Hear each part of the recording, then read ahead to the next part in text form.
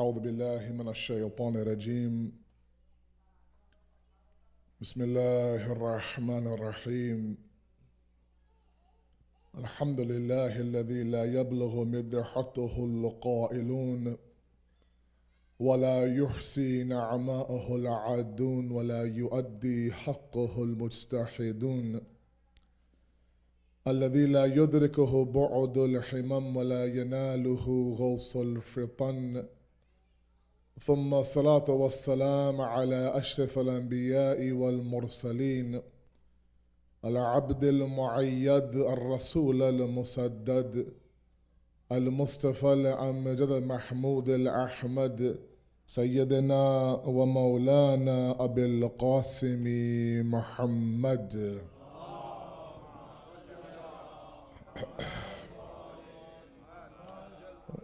وعلى آل بيته الطيبين الطاهرين المعصومين المظلومين، لا سيما بقية الله في الأرضين، صاحب العصر والزمان، خليفة الرحمن، إمام الإنس والجان، ولعن الله أعداهم أجمعين إلى يوم الدين. أما بعد، فقد قال الله وقوله الحق. بسم الله الرحمن الرحيم. ولقد ذرأنا لجهنم كثيرا من الجن والإنس لهم قلوبا لا يفقهون بها ولهم أعين لا يبصرون بها ولهم أذان لا يسمعون بها، أولئك كالأنعام بل هم أضل، أولئك هم الغافلون. صلوا على محمد وآل محمد.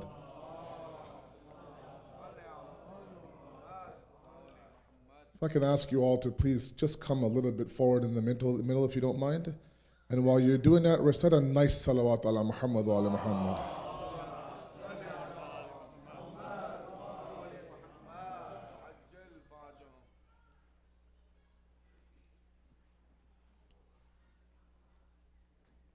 First of all, it's an honor of mine to be here at the Jaffri Center.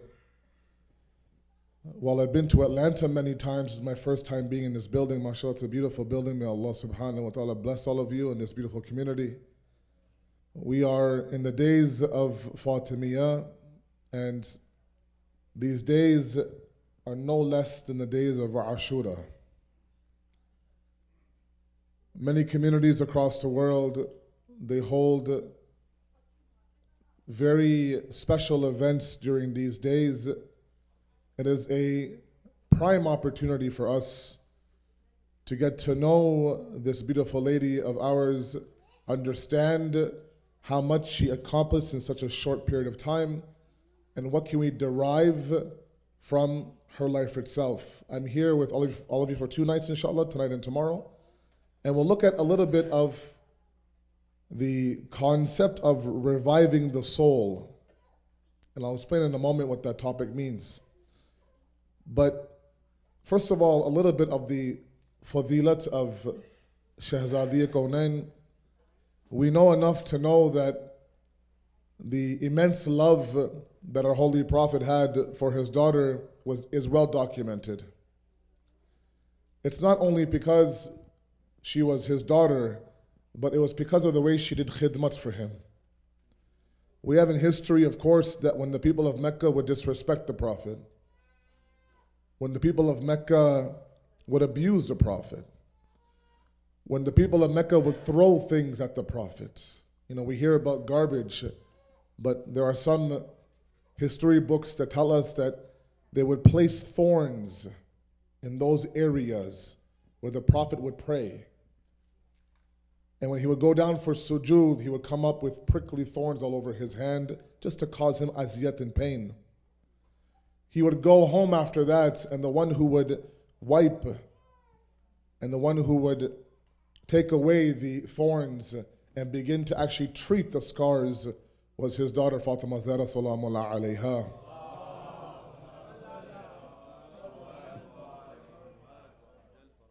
Where the throwing of garbage at his feet would disturb him, she would make it so that it was a place of Jannat house for him. where other individuals would resort to name calling, call him Majnoon or Sahir, and so on and so forth. She would remind him sometimes that your path is a path of haqq. And she would do so much khidmat of him that, of course, the very famous title of Abiha was given to her by the very same Prophet, calling her the mother of her father. Why? Because she cared for the Prophet like a mother cares for their child. But one small riwayat we have from our sixth Imam, Imam Jafri Sadiq alayhi salatu wasalam,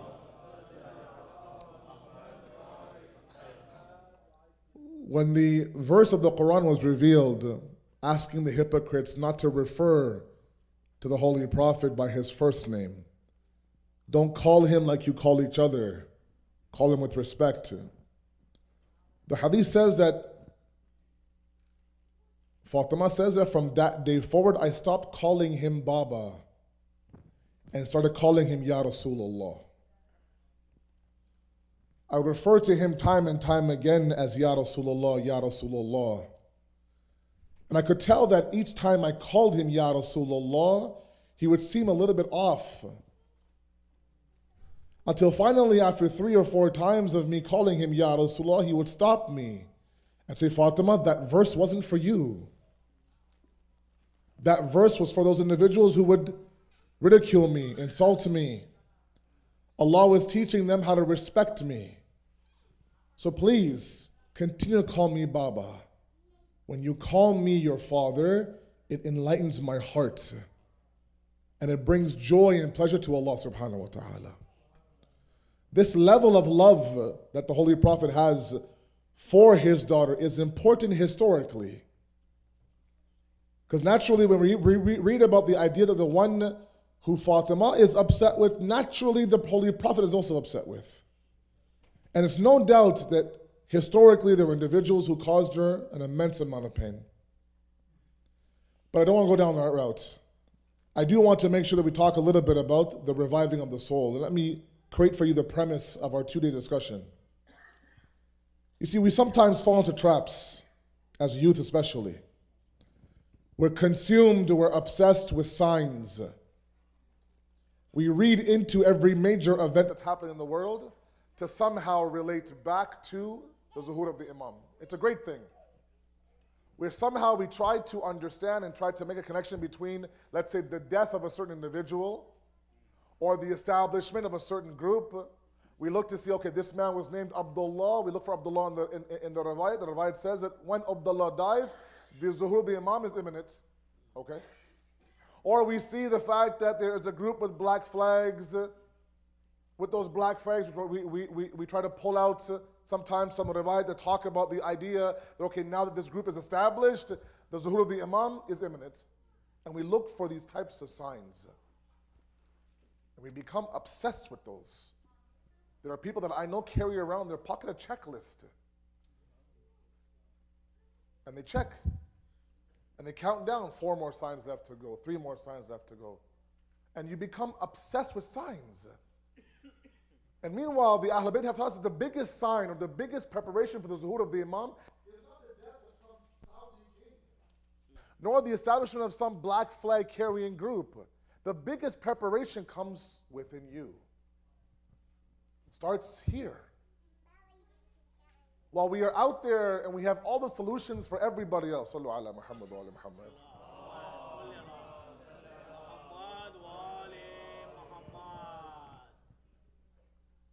You can hear me okay, right? Some people need mics and then there's me, so it's okay. Just follow me along, inshallah, we'll be okay. Sallu ala Muhammad wa ala Muhammad.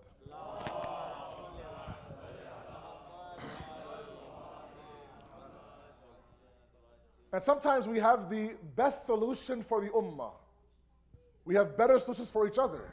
You know, brother, you should do this. This person should do this. This family should be like this. The ummah, the country should be like this. And we have solutions for everybody out there. When it comes to us, however, we're lost. We don't know where to start.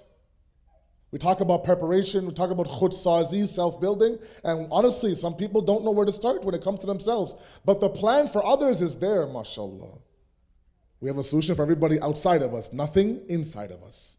And that's a problem. That's a big problem. Because while we're checking off the list to see when the Imam will come, the Imam's waiting for us to prepare ourselves. And God forbid the Imam comes, the checklist is checked off. But the one check that you forgot was yourself. And now the Imam is here and you're not ready. Be careful of these traps. Yes, we live in a very delicate era, no doubt. Every news item for us holds value, but not to the point where you forget about yourself. Not to the point you become ghafil of yourself. You become heedless of yourself. That state is a very dangerous state. And that's where sometimes we see the Shia Ummah especially moving towards. And so we need a revival, we need a jolt, we need some sort of a shake internally. And to start off, we look towards the qalb. And tonight we talk a little bit about this thing called the qalb. The Quran has talked about the qalb very beautifully and very originally. It refers to the qalb in many different dimensions. It's amazing how this one qalb of ours can create such opposite reactions. And I'll support my claim with, of course, the Quranic verses and the Sira of the Ahlul Bayt. Sallu ala Muhammad wa ala Muhammad.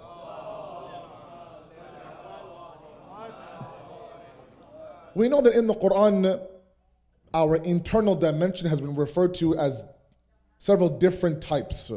You have the nafs mentioned, the ruh mentioned, the qalb mentioned, the spirit of the insan mentioned. All this points to one reality, one internal dimension of us that's beyond the physical world.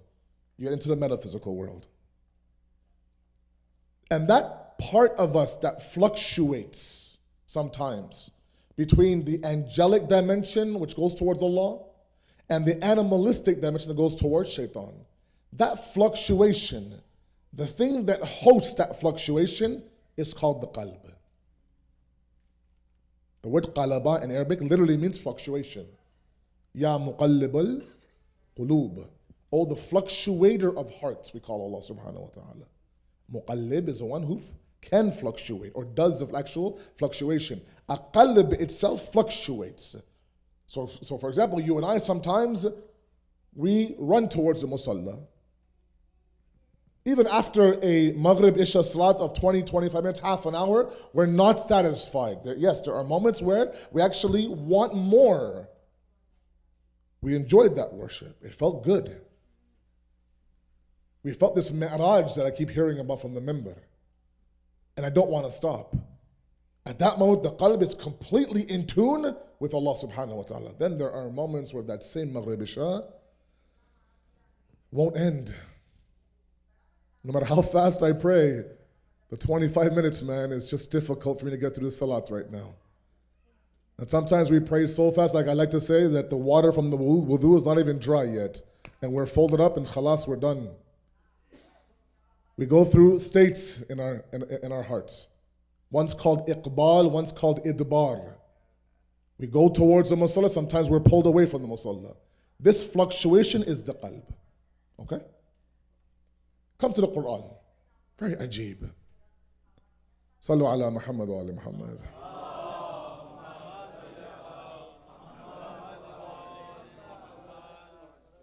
The ayat I read for you in the khutbah, it's a very interesting verse. Sallu ala Muhammad wa ala Muhammad.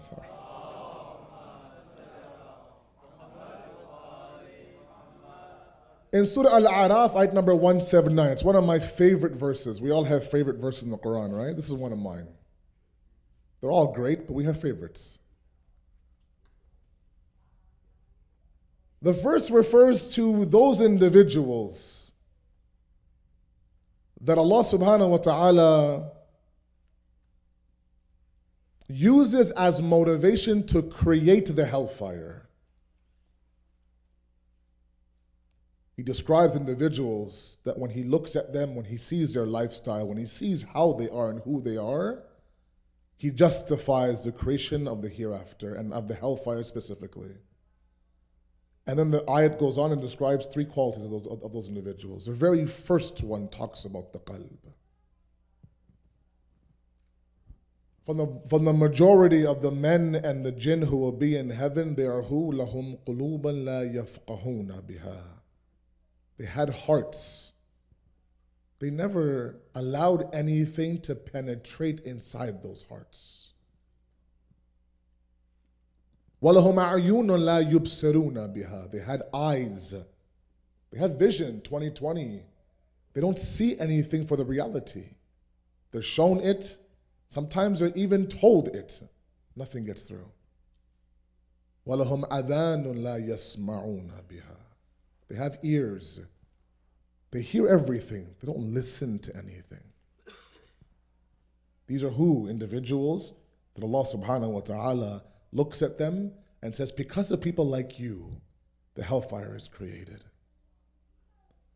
There are individuals, and this is a very interesting discussion, and I don't want to go off on a tangent, but sometimes those people who believe in the concept of jabr, this idea that we are majboor as a human being, that everything we do is predestined. There is a school of thought out there like that. That everything I live the way I live, I have no choice in the matter. Allah subhanahu wa ta'ala has predestined this. Of course, that has huge flaws in it.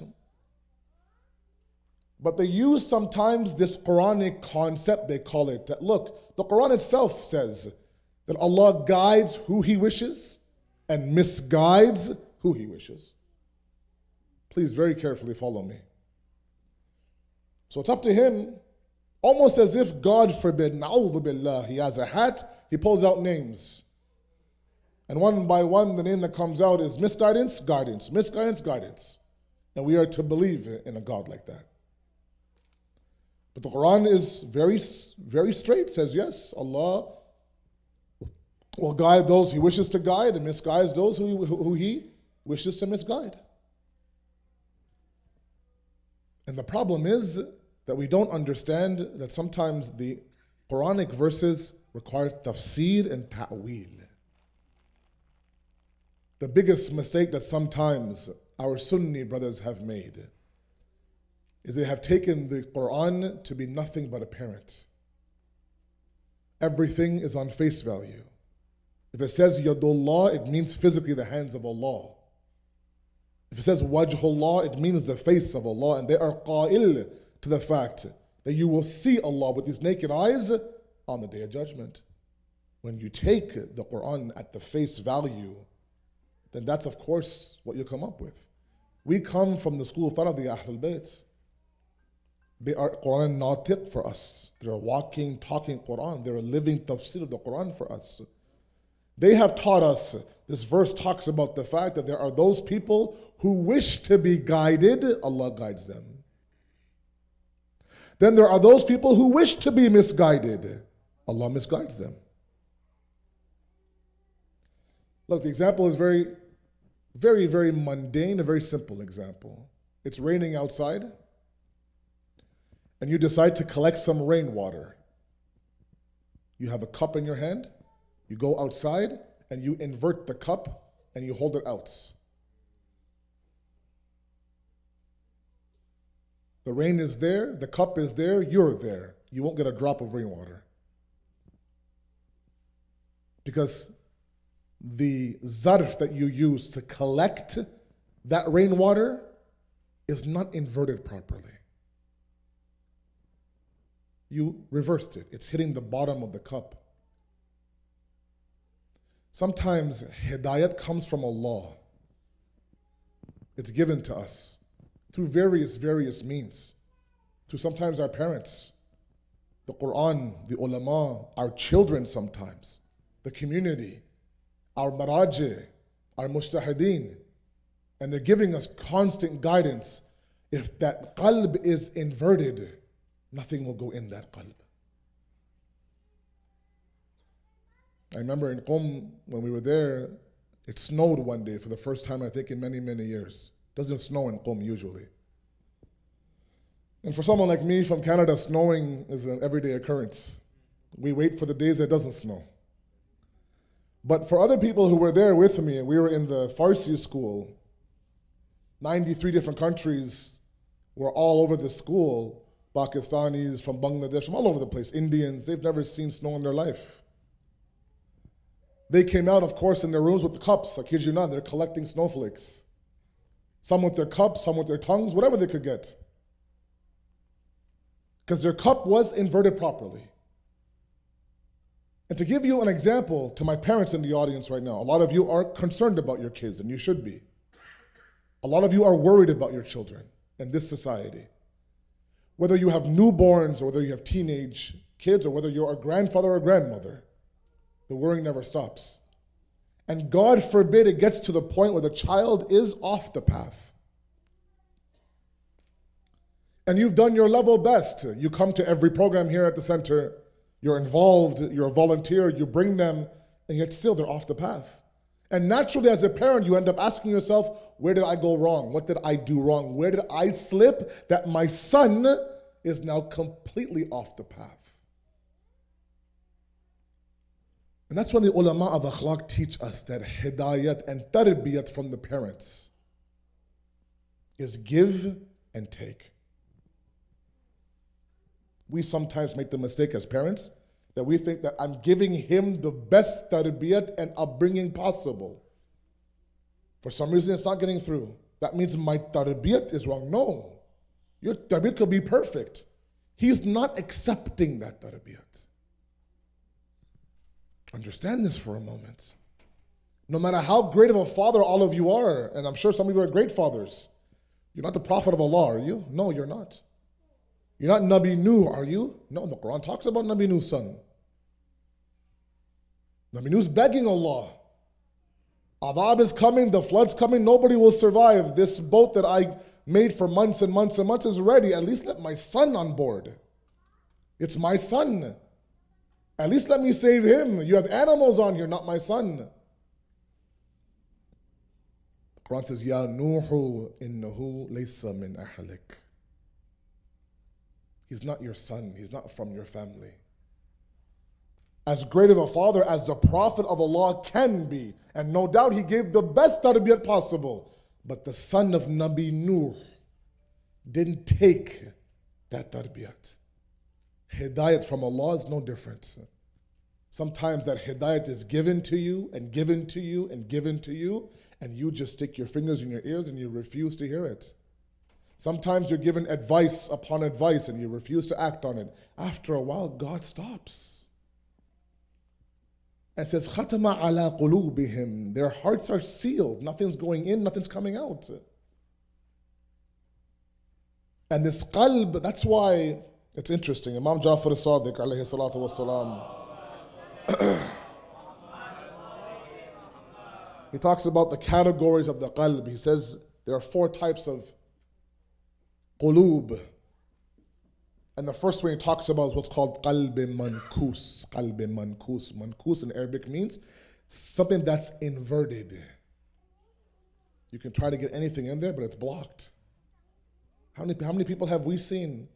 How many times have we tried, be it a family member, be it our own child, be it a community member, be it a neighbor, a colleague, a relative? We're trying to explain to them that, look, your lifestyle is wrong. This is the lifestyle you should be having. No matter how much you try, they don't listen. They're hard-headed, they're stubborn. Their ego kicks in and they believe this is the right way. That's when the heart has inverted itself. لَهُمْ قُلُوبًا لَا يَفْقَهُونَ بِهَا. They don't allow anything to go inside deep. Everything is surface level.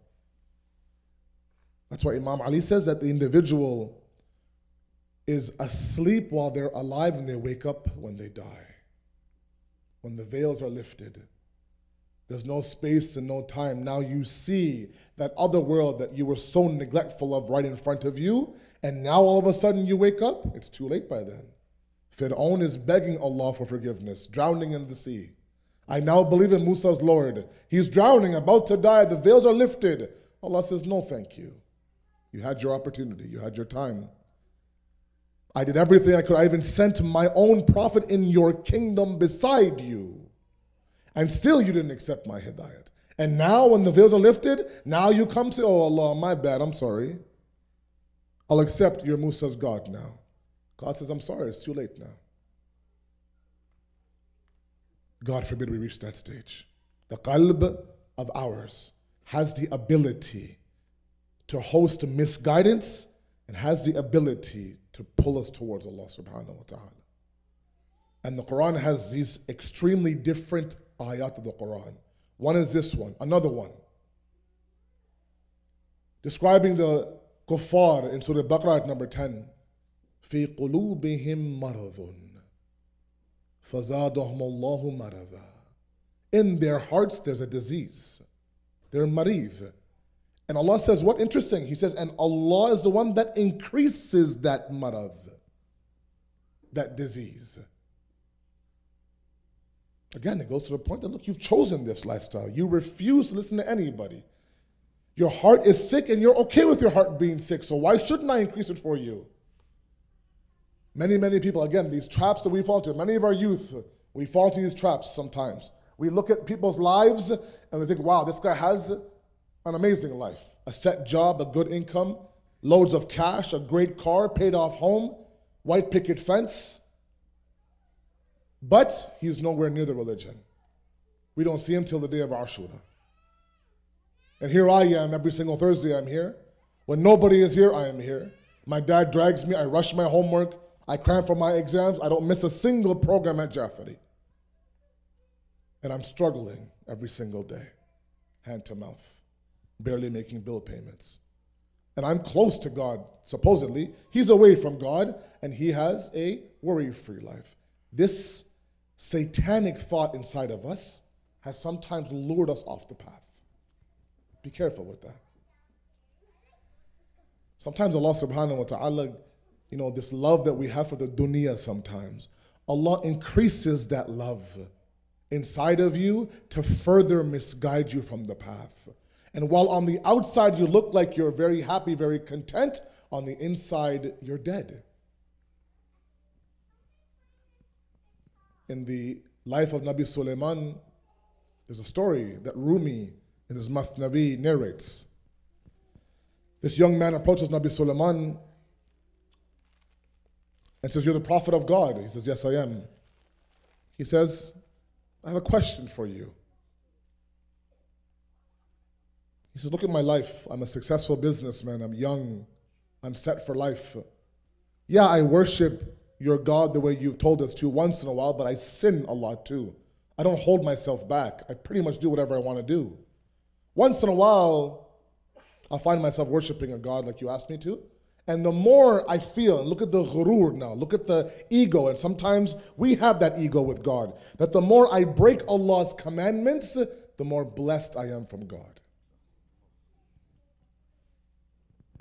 It's a challenge, right? Now you're challenging the big man. Now you're flat out saying, "God, you told me not to sin. I'm sinning. I'm telling you I'm sinning, and you are in turn giving me more and more. I'm a successful businessman." He challenged Nabi Sulaiman, "Go to your God and ask him, people like me." Nabi Sulaiman accepts a wahi from Allah, goes back to this young man. Listen to the response of Nabi Sulaiman. He says, "Young man, the last time you worshipped God, did you ever feel any contentment inside? Did you feel like you were part of a movement towards something higher than you? This ascension we talk about towards the heavens, did you feel that? Do you feel the moment that you are done worshiping God that I have somebody beside me? That no matter what happens in this world, I can rely on this higher being and he'll save me from my problems." Have you ever felt that? He says to Nabi Sulaiman, "I've never felt that. I worship him only because you tell me to or to get you off my back." And Nabi Sulaiman says to the young man, "This is the biggest adhab that Allah has given you. This restlessness you have inside of you that can only be cured by 2 minutes on the musalla. This dire desire you have to know where you came from and where you're going, all of that can be solved with 2 minutes on the musalla." That feeling that sometimes you and I get, right? Sometimes we get this feeling. I know it's hard to believe, but sometimes after praying salat, we feel great. We feel like I've accomplished something. We feel like, you know what? There's somebody there. When that's stripped from us, when that lizzat is stripped from us, that pleasure is stripped from us, what's left? It's hollow worship. Nabi Sulaiman's teaching this young man. On the outside, you're successful, no doubt. On the inside, there's gaping holes inside of you that can only be filled by that Allah that you're challenging. And that resides inside the qalb. Allah increases that marad, that disease inside of our qalb, to the point where we actually believe that, look at me, man, I'm successful. I'm rolling, I'm good. I'm balling, as you guys would say. And yet, when it comes to the deen, I'm okay. I'm half and half. Sometimes I pray, sometimes I don't. I should come to the center more, I don't. And we stop and we tell ourselves, all this talk from the member about the fact that success in the hereafter is taqwa, taqwa, taqwa. I don't see it. I'm successful, I'm happy, living a good life, my taqwa is okay. Be careful. That's God increasing the marad inside of us. And that's what the qalb is hosting. On one side we have the qalb that's a house of disease. On the other side, we have the qalb that's a mahalle sukoon for us as well. A palace of contentment. Ala bi dhikrillahi tatma'innul qulub, the Quran says. The dhikr of Allah, this, the itminan of the qalb. Or talks about the fact that the path of salvation goes through your qalb. يَوْمَ لَا يَنْفَعُ مَالٌ وَلَا بَنُونَ إِلَّا مَنْ أَتَى اللَّهَ بِقَلْبٍ سَلِيمٍ. On the day of judgment, nothing will benefit us. Not our children, not our wealth. The two things that we bust our butts for. The Quran says none of that will be of any help to all of you. What will be help to all of you is a qalb salim. A qalb that's free of evil, free of hatred.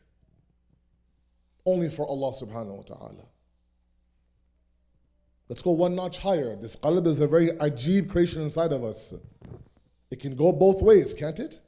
A house of disease, a mahal for itminan and sukoon. Let's go one notch higher. Imam Jafri Sadiq alayhi salatu wasalam.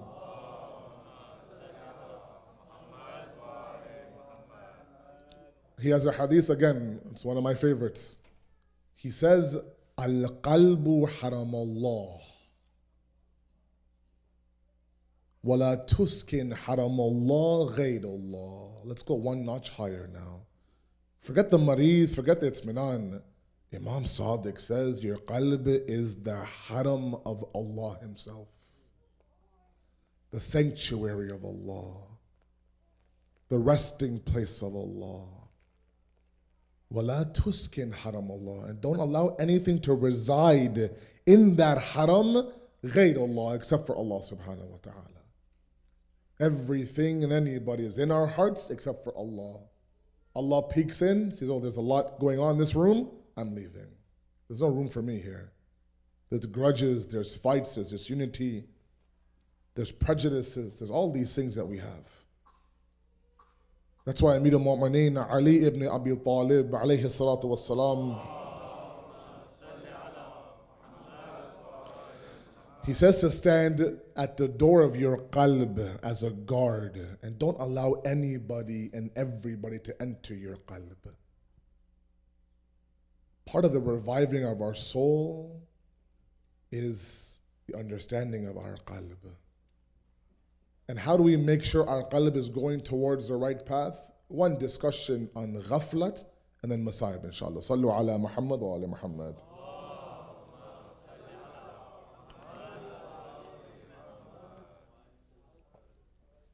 Ghaflat, the concept of heedlessness or not giving something its due importance. To be ghafil is somebody who forgets, who just doesn't give it any sort of thought.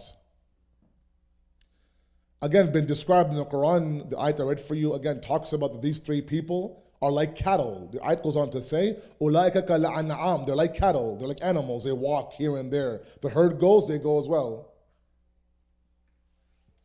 بَلْهُمْ أَضَلْ. They're worse than cattle. They're amongst the ghafileen. They're amongst the heedless ones. The ones who are told time and time again, and they say, yeah, you know what, I'm going to change, I'm going to change, I'm going to change. The next day comes about and we're going to the exact same lifestyle as we were before. The angel of death comes and knocks on our door and says, it's time for you to come, and we beg for 24 more hours. We beg for 24 more hours. Allah says, you're a liar. I'll give you 48 hours. You'll go back to that same life before the angel of death appeared. That's how we are. We forget very easily. We sit in a speech, we're wowed by it. We're inspired by it. We actually have a talk with ourselves during the speech that tomorrow, it's a brand new life for me. This habit, I'm kicking. That person, stop talking to. This song, stop listening to. All these things, one by one, everything goes. And like I always say, we get to the car in the parking lot, and everything is gone. We're concerned about tomorrow, my day starts at 7 a.m. Or we think, bread, milk, eggs on the way home, all these things appear. And those thoughts of inspiration, those thoughts of movement, those thoughts of fixing ourselves, all of that is out the window. How much time? 15 minutes after the speech, it's gone. Some of us, I'm saying, not all of us. That's ghaflat. That's someone who's ghafil. While there are many cures to this disease, one, in the interest of time, one act that we can do right away, starting tomorrow, is introduce Salatul Ghufayla inside of our salat. One practical step that I give myself and to all of you. This salat that I know many of you read, mashallah, is read between Maghrib and Isha. And it acts as a reminder for us. The ulama of akhlaq have done a lot of tafsir about this salat. Why is it placed between Maghrib and Isha? And not, let's say, after Fajr or between Zuhur and Asr. Why is it before Isha? Isha is the night prayer. Listen very carefully. They say that Shaitan's arena or Shaitan's impact on us increases at night. It's debatable, possibly. The moment the sun sets, we become a different beast altogether. Conversations we have at 12 midnight and talks we have at 12 noon are two different talks altogether. Places we visit at 3 a.m. and places we go to at 3 p.m. are two different places. Our emotions at 1 a.m., our emotions at 1 p.m. are two different emotions. Who we're surrounded with at 2:30 o'clock in the morning on a Friday and who's around us at 2:30 p.m. on that same Friday are two different groups of people. It can be said that this concept of shaitan and our ghaflat increases the moment the moon comes out. And maybe, again, you guys can challenge me, I have no problem. Maybe it's the idea that, look, it's dark, nobody can see me, parents are asleep, the world is asleep. I am by myself, or I am with the people I want to be with, and I feel like in the darkness, I also myself enter the world of darkness as well. And Shaitan plays with us. He pulls those strings and we kind of go wherever he pulls, right? So ghaflat increases at night. What's that solution? The Ahlul Bayt have come forward. There is a shield of ghaflat called Salatul Ghufayla, to be read just before the night enters, to protect you from this ghaflat. It's a short 10-minute salat. If you Google it, you'll find it. I ask those who are regular prayers of salat, if you're keeping up with your wajib prayers, start to introduce these mustahab prayers that are taught by Ahlul Bayt. One of them immediately is Ghufayla.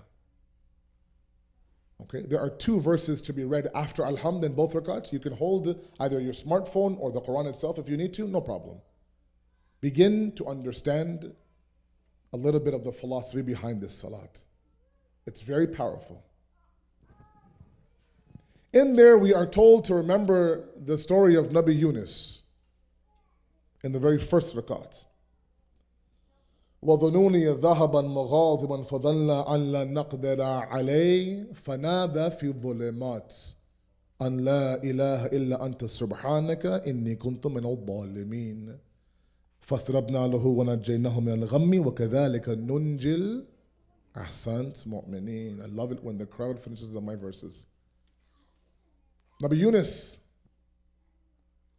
the infamous prophet in the belly of the whale. Jonah, as the Christians called him.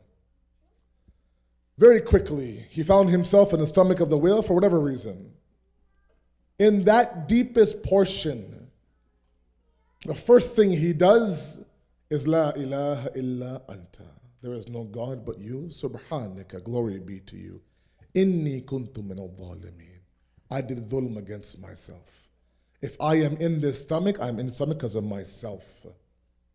Many times, problems come about, hardships come about, and the first instant reaction is to blame everybody but yourself. I'm this way because of my parents. I'm this way because the city of Atlanta is divided. I'm this way because all they invite are Urdu-speaking ulama. And even the English guys are from Canada, they're no good. When no one is available, they call this guy. Come, okay, I'll come.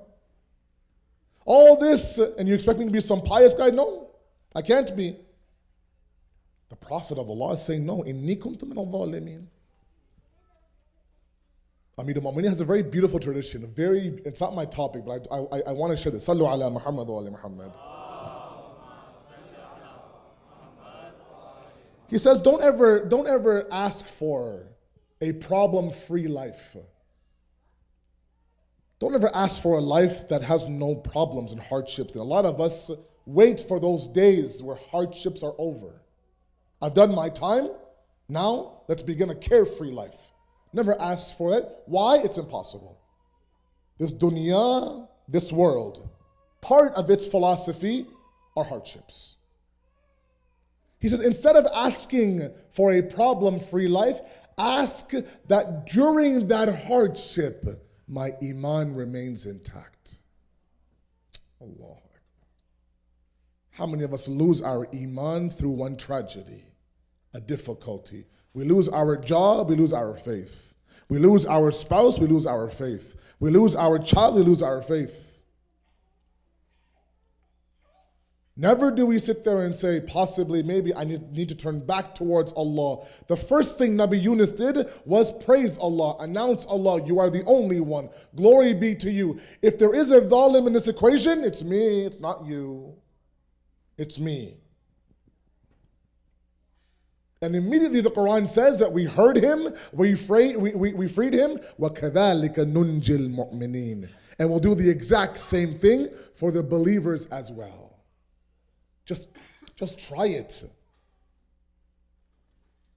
The first raka'at of Salat al-Ghufayla is asking us to remember this story. That when you are also in that darkness, فَنَادَ فِي الظُّلُمَاتِ, the Quran says. He called out in darkness. Sometimes we also live in darkness, don't we? Sometimes there's no rays of light anywhere. Even a small dot of light will take. Even that sometimes it seems that I'm at rock bottom. I can't get any worse than this. At that moment, instead of running from Allah, we should run to Allah subhanahu wa ta'ala. We see a lot of our community members, when the moment that their life gets difficult, we don't see them anymore. They're completely vanished. They're ghaib. And once that hardship is dealt with and they're okay, then they enter back into the masjid. And you wonder what happened, brother. I haven't seen you in months. Oh, I was dealing with something very difficult. Well, that's the moment where you come to Shabi Jummah and Du'a Kumail and you beg Allah subhanahu wa ta'ala for some sort of salvation. That's the moment. La ilaha illa anta subhanaka inni kuntu min al-zalimin. Second point I want to make is about reminders. We are constantly forgetting this advice that we're given by various sources. We need reminding. One such reminder are these buildings that we have, that our elders have spent an immense amount of time, effort, blood, sweat, and money to give you such a beautiful structure. You come and you remember Allah. Dhikr of the Ahlul Bayt. For a moment you forget about what's happening outside and you simply focus on your qalb, on the inside. And sometimes once a week is not enough. You know, Syed Mutahari, those of you who know him, you know him. He was a direct student of Imam Khomeini rahmatullah alayh. And he would very famously tell us that we would have 5 days a week of classes with Agha and 2 days of holidays, Thursday and Friday. Wednesday would be our last class, then we resume again on Saturday. He would say, someone like Shaheed Mutahari, he would say that by Friday night, that energy that Allah gave us during the 5 darses were starting to kind of fade. And we were so happy the next morning is Saturday to boost up that energy again. To the point where Imam Khomeini would, Saturday mornings, would look at them and say, look, you forgot everything I told you last Wednesday.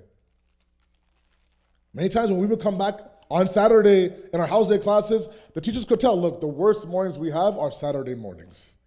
Because your weekends, I don't know what you guys do, where you guys go, but everything I've taught you from Wednesday is all forgotten. Now on Saturday, I have to re-pump you guys up, get you ready, and give you a new dars. That someone like Shaheed Mutahari, for 2 days of a break, that energy was gone. And we think that one day a week is enough for us? Even that, sometimes, it's once a month. Now granted, 1,000 excuses, right? The community is not united. The parents don't listen. The elders, this and that. The chai is no good. Whatever the case may be. At least what you're getting when you come here is a salawat on the Ali Muhammad.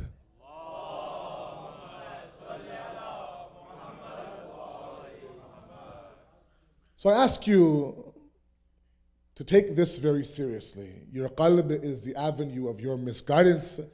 The qalb is the avenue of your salvation. The Quran has described those who are marid, and the Quran has described those who are in the state of itminan. And both of them, the host is this qalb of ours. We build that qalb over and over and over again. Our sixth Imam says that when a sin enters our body and looks to perform its magic on us, the qalb comes and intercepts that sin. And a battle ensues. And a sin occurs when the qalb is defeated. It was too weak to go against this sin. This happens every single time. Right? A fool would send the qalb back out against the sin in the same level as it was when it first got defeated. You would strengthen the qalb up again and say, look, next time you defeat the sin. It's like losing round 1 of your match. You come back round 2 stronger. Same concept. Let's build our qalb. Let's revive our soul. Let's move towards the zuhur of the Imam. Inshallah. Sallu ala Muhammad wa ala Muhammad.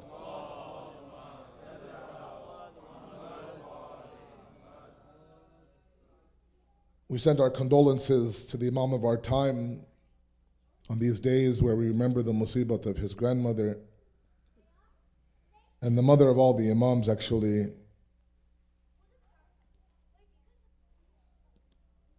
When the wedding of Imam Ali and Shahzadi Fatima Zahra happened, Rasul Khuda approached both of them. He grabbed the hand of Fatima and put it in the hand of Ali, and he said, Fatima, you will not have a better husband than you have in Ali. And then he grabbed the hand of Ali and he put it in the hand of Fatima, and he said that you won't have a better wife than you have in Fatima. I'm giving you her as an amanat. She is sahih and she is salim. Take care of my amanat for me. The one area in her life that amazes me sometimes is the fact that when it came to defending his wilayat, she didn't for a moment back down from anybody. We have to understand the khutbah of Fadak, her going to the masjid when they came to her door, her daughter's khutbah in the Darbar of Yazid. These were from women who you wouldn't hear a single word out of. These are from women who their neighbors are quoted as saying that I've heard that Ali has daughters, but I've never seen them before. For these two women to go into the masjid and give such powerful khutbahs, you know that the issue at which they're speaking about is highly important. When they finally came to the door to get bay'at from Amir al-Mu'mineen, Sheikh Abbas Qummi narrates that after the third knock, when there was no answer, the one who answered the door was Fatima. And she physically stood there between them and the wilayat of Amir al-Mu'mineen. The lone defender of the wilayat of Amir al-Mu'mineen, her name is Fatima. We will burn down this house if you don't send Ali out, they would say to her.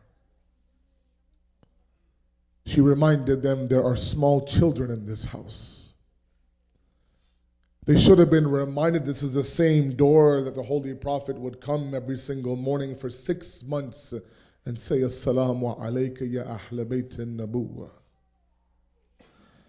They should have been reminded this is the same door that Malak al-Maut himself seeks permission before entering. But these individuals, after many, many threats, began to pile firewood at the base of the door. And my brothers and my sisters, it's tough for me to say this, it's even tougher for you to hear it. I don't know how many men kicked that door, but I do know that when that door hit Fatima, she instantly became unconscious. They dragged Ali to the masjid. And in the musibat of Fatima, this part amazes me. The impact of the door, of any door, to instantly make you unconscious. The impact of any door to break your ribs in half. The impact of the door to give you an instant death of your unborn child. I don't know how many men kicked that door. All I know is that when Fatima gained consciousness, she didn't ask about Mohsin. She didn't ask about her own zakhmi. She simply said, Filda, Aina Ali? Where is Ali? Where is Ali? When she found out that they took him to the masjid, this Fatima that never left the house grabbed her children and went towards the masjid. And again, I don't know what happened in that masjid, but all I do know is that she walked with her own power to the masjid. But on the way back from the masjid, she walked back home from the masjid with the help of a Sahara. An 18-year-old woman doesn't need the help of a wall or somebody holding her up while she walks back from a masjid. God knows what happened in that masjid, but all I know is that when she entered the house and Asma bint Umays was there, she says, Asma, I'm going to my room right now. And so long as you hear the dhikr of Allah from my lips, know that I am still in this world. The moment that dhikr stops, know that I have left to go see my Baba. And the dhikr begins, and Asma listens. There comes a time where that dhikr stops. Asma listens. Asma says, Ya bint Muhammad, O daughter of Muhammad. There's no answer. Ya bint Muhammad, she calls out several times, there is no answer. Asma enters the room. Lying there on the ground is the lifeless body of Fatima Zahra. Inna lillahi wa inna ilayhi raji'un. She kisses the forehead of Fatima and says, Shahzadi, send your Baba my khas salams when you see him. The first thing she does is she exits the house. The first people she sees is a young Hassan and young Hussein. Imam Hassan looks to her. She doesn't say a single word. He simply asks her, Asma, Aina Umnaha? Where is our mother? Where is our mother? Asma doesn't say anything, turns around, enters the house. Hassan and Hussein enter the room where they see their mother lying there. Imam Hassan, they say, collapses on the body of Fatima, but Imam Hussein's reaction was different. He stood a little bit away from Fatima. He looked at Fatima and said, Ya Amma, Ana Hussein. Ya Amma, Ana Hussein. This is Hussein, almost as if to challenge her, to say every single time I called you, you would answer my call. I'm calling you Amma. There's no call today. Hussein, your mother is gone. They run to the masjid. Imam Ali looks at their faces, realizes that Fatima is gone, collapses in grief, regains consciousness, goes back to the house. On the will, says Ali, you give me ghusl. Ali, you give me kafan. Ali, in the middle of the night, I want you to bury me. Ali, I don't want everybody there.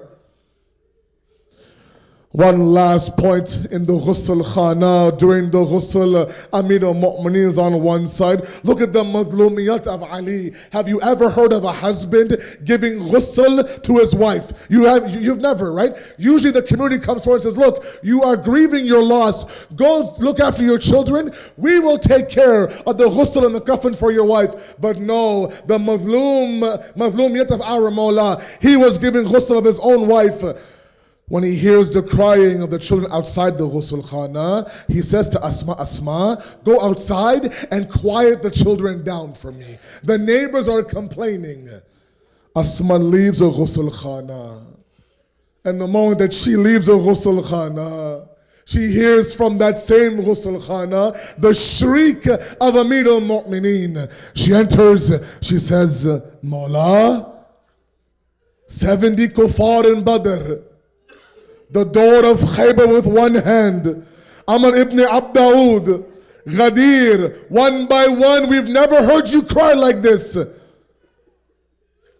He says, Asma, what do I tell you, Asma? I had no idea that I was doing ghusl of my Fatima. I had no idea that the door broke her ribs in half. The janazah was ready, ghusl and kafan. And just like she asked in the middle of the night, she was buried. After the burial, Amir al-Mu'mineen turns towards the grave of Rasulullah, says, Assalamu alayka, Ya Rasulullah. Please accept this Ali's apology. You gave me your amanat when she was sahih and salim. I'm returning that amanat with her ribs broken, her face bruised, and her muhsin gone. سيعلم الذين ظلموا أي منقلب ينقلبون إنا لله وإنا إليه راجعون. Fatima Hussein.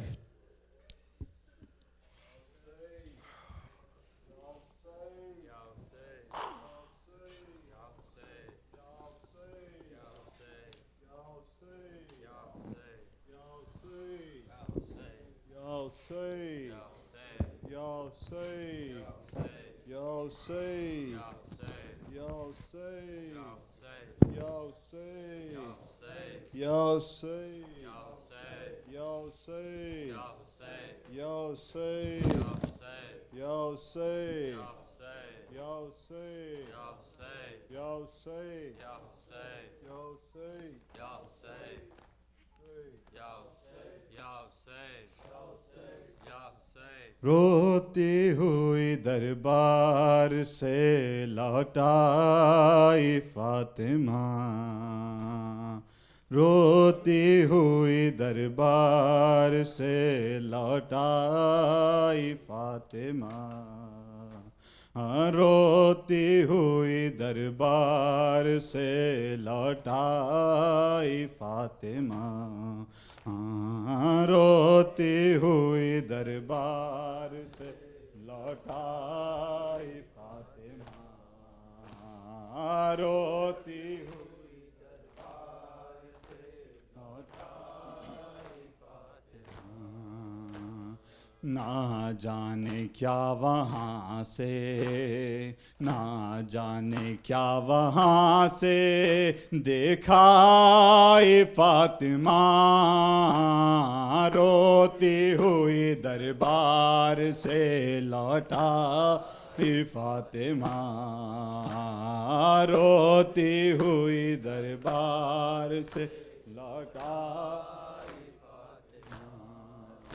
اور اس بات کا نہیں غم جاگیر چھین لے، اس بات کا نہیں غم جاگیر چھین لے، رونا تو یہ ہے تم نے، رونا تو یہ ہے تم نے جھٹلائی فاطمہ، روتی ہوئی دربار سے لوٹائی فاطمہ، روتی ہوئی دربار سے لوٹا فاطمہ، روتی ہوئی دربار سے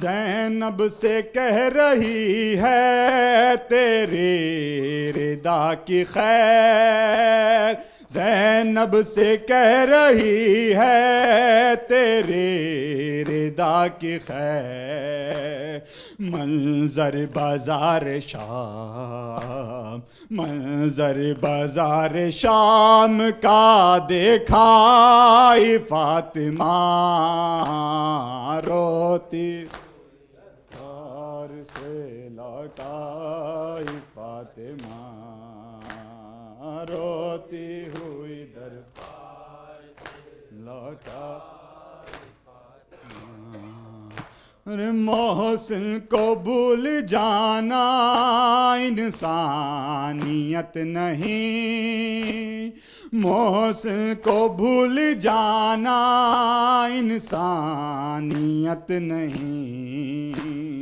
پہچانو محمد کی، پہچانو محمد کی ہے جائے فاطمہ، روتی ہوئی دربار سے لوٹائی فاطمہ، روتی ہوئی دربار سے لوٹائی فاطمہ، زینب سے کہہ رہی ہے تیری ردا کی خیر، زینب سے کہہ رہی ہے تیری ردا کی خیر، منظر بازار شام، منظر بازار شام کا دیکھائی فاطمہ، روتی ہوئی دربار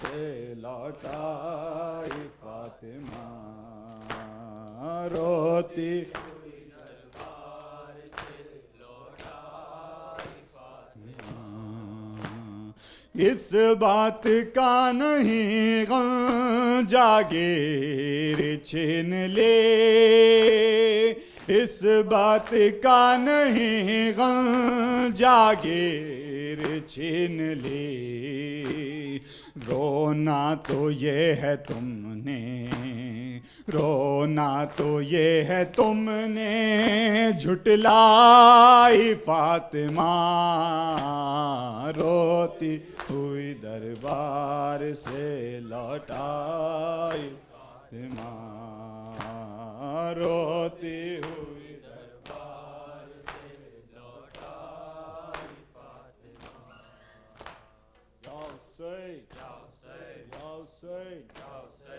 حسین یا حسین یا حسین یا حسین یا حسین یا حسین بر حبیب خدا ختم الانبیاء صلوات۔